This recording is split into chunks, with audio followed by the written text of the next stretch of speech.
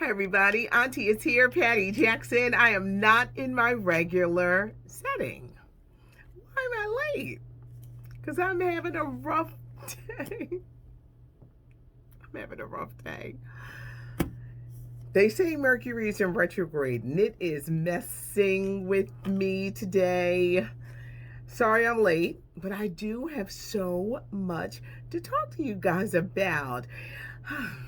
I'm Patty Jackson. I'm your auntie of pop culture. Titty talk. Look, I need it. It was a day, a lot of work, a lot of demands, a lot of like, and I'm like, I gotta do my stories. And then there were so many stories popping off. Where shall we start?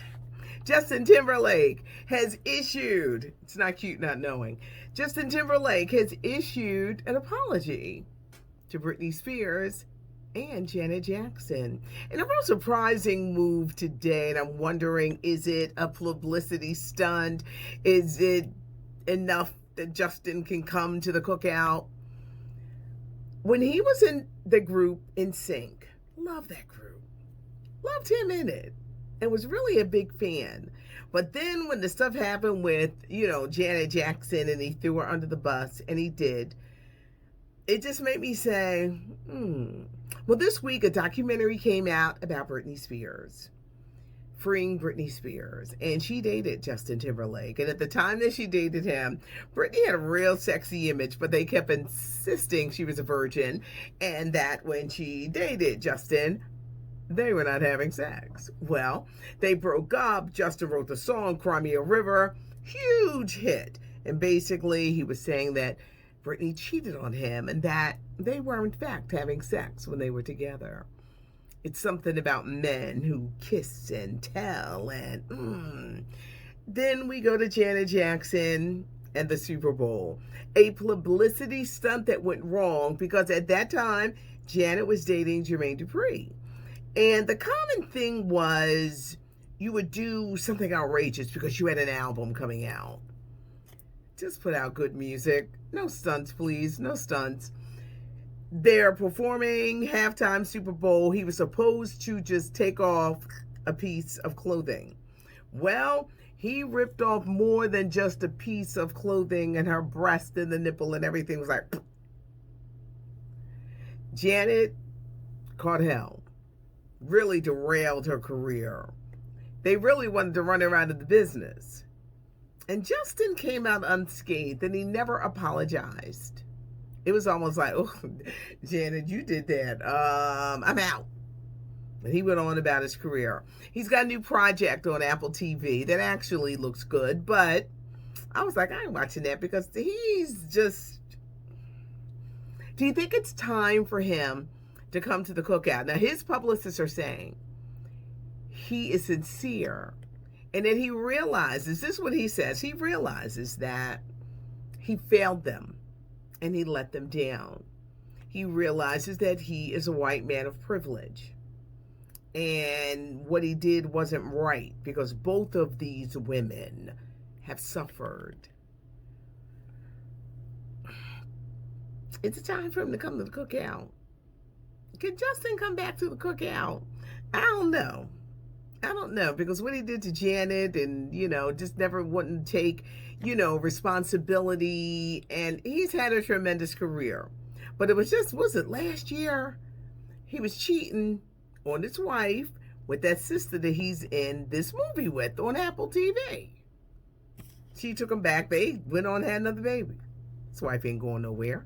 Actress Jessica Biel. But Justin, can he come to the cookout? Do you think he's being for real? I think only time will tell. I've got so much. We're going to start with the Chappelle Show. It has returned to Netflix, everybody. It was on Netflix. Dave Chappelle said, wait, my licensing, my money. They worked out a deal.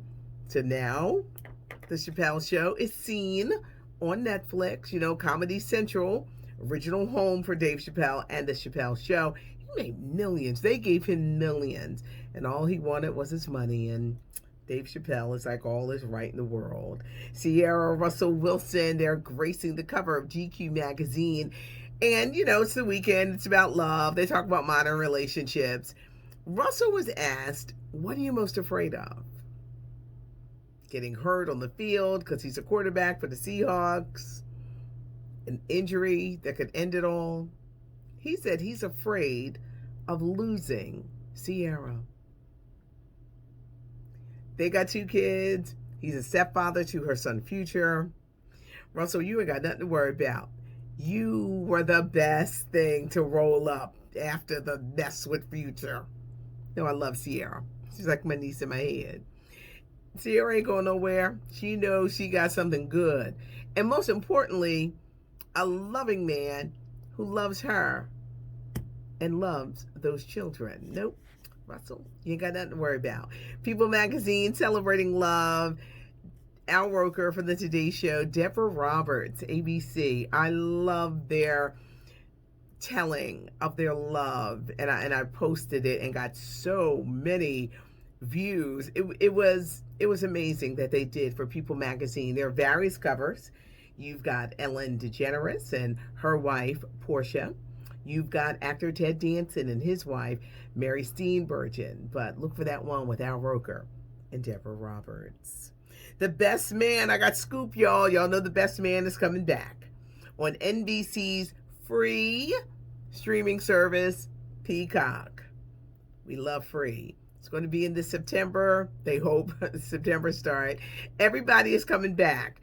Terrence Howard, Taye Diggs, Nia Long, Sanaa Lathan, everybody. Regina Hall, everybody is coming back except Monica Calhoun, because she was the character that was married to Morris Chestnut and she died in Best Man 2. Malcolm Lee will be back directing.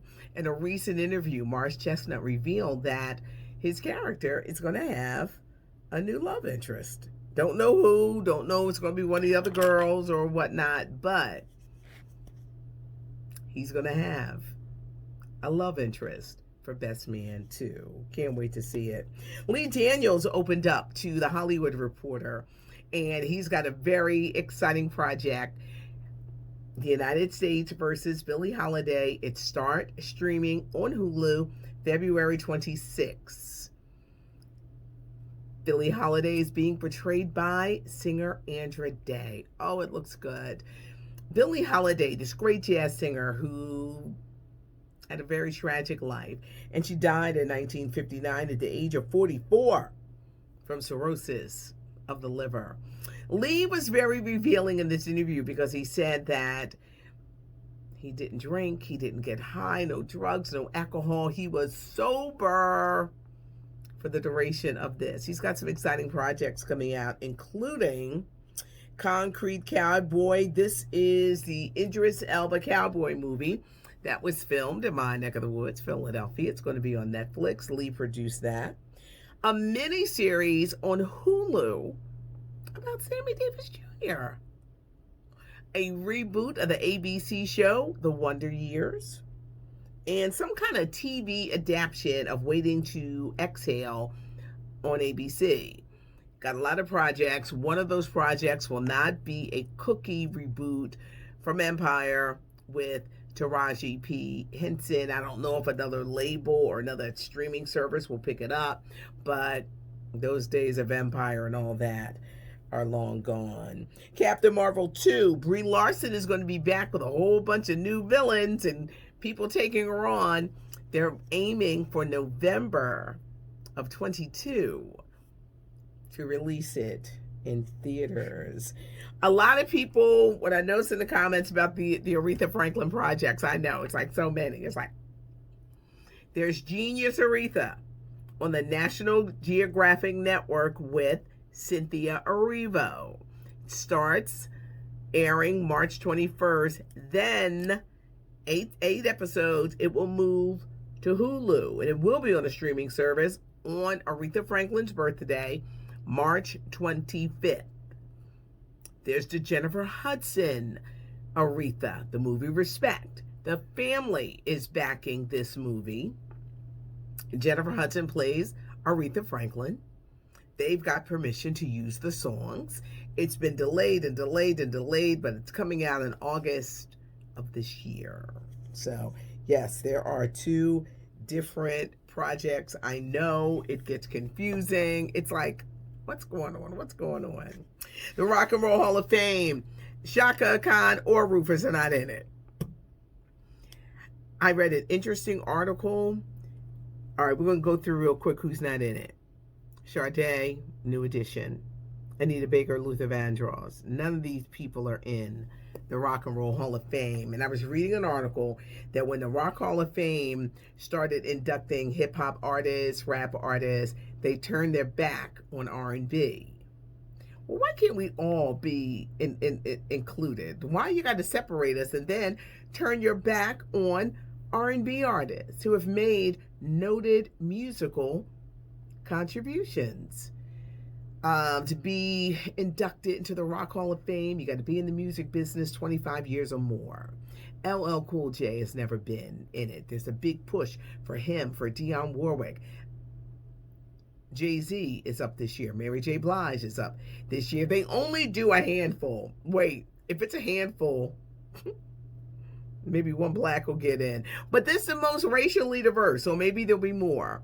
But R&B artists are often overlooked because they lump everybody together and they only want so much of us in there. Tina Turner has been leading in the voting. If you go to rockhall.com, I vote every day, and you can vote every day until April 30th. Tina's in there with Ike and Tina Turner, but not on her own. Now, speaking of Tina Turner, there's an HBO documentary that's coming out the end of March 27th, about her life, the 60s and 70s with Ike. In the 80s, on her own, her solo career, what's love got to do with it? In the 90s, the movies. Remember when she did Thunderdome? I used to love that song, but if it was as good as the Bee Gees, whoa, I cannot wait to see this documentary. The late talk show host Larry King, he left a $50 million fortune when he died. He left a whole bunch of money to his kids and nothing to the wife he was divorcing at the time of his death. We remember jazz great Chick Corea. The jazz keyboardist and innovator passed away at the age of 79 after battling cancer. What was amazing about Chick Corea was in the 70s when you had jazz and rock and you had this marriage of this fusion sound.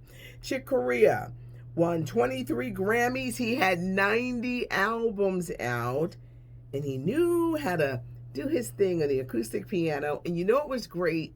If you ever go to his IG page, he thanks a lot of people. He's teaching. This is why music is important in school. And he just talked about his career and who he's worked with. And he was so grateful and so thankful. But we remember the jazz great Chick Corea.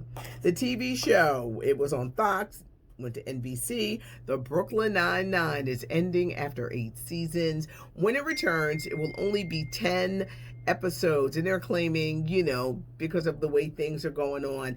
But I guess it was hard for them to do a funny cop show in this time that we're in. But the Brooklyn Nine-Nine is ending. The Dionne Warwick story is going to happen. It's in the works. Tiana Taylor, the singer, model, she kind of looks like Dionne Warwick. Dionne wants her to play her. Tiana is up for doing it, and the ball is rolling for this. It'll probably come on Netflix, but the Dionne Warwick story is going to be told. Issa Rae, with Insecure ending, everyone is like, what's next? What's next? A project, a new comedy show for HBO Max entitled Rap, S-H-I-T. She's teaming up with one of the city girls, and it's about 2 girls from Miami entering into the rap scene. 10 episodes. It's about a rap group. They form this rap group and what they go through, but this is one of the next big projects from Issa Rae. Singer Brian McKnight, his oldest son is calling him out. This story is not new, but his son is really, really angry Brian McKnight has remarried. He has a new wife, and he is in love. He's given interviews. He's even told me he's never been in love. This is the first time he's been in love, and how great it is. But you were married before, Brian, and you have children. How are your children supposed to think or feel? You didn't love their mother at all? Brian McKnight has been estranged from his kids for a while, and his son is saying that he doesn't keep in touch with them, his grandkids. It's like that part of his life, like they don't exist. I don't know what happened. Sources are saying his sons didn't, they wanted him to take care of them all their lives. I did an event years ago at Macy's downtown in Philly, and I hosted Brian McKnight and his sons for a holiday show. And they just all seemed so close, and he was so proud of their efforts, but something has gone terribly wrong to be this family split between Brian McKnight and his sons. I hope that they can get it together. Our condolences go out to actor, comedian Mike Epps. He just lost his mom, and now we get word that he's lost his dad. So we send our prayers out to him. Comedian Mike Epps, we keep you in prayer, darling. We keep you in prayer. This has been a long report, but guess what we're going to have? We are going to have 2 reports for you. Leave your comments. We got the weekend edition. We're just going to be with entertainment. So leave a comment, give us a thumbs up, spread the word, tell a friend. We are here. It's not cute not knowing. We're pivoting differently, but thanks. Sorry I'm late. Thanks so much for joining us today.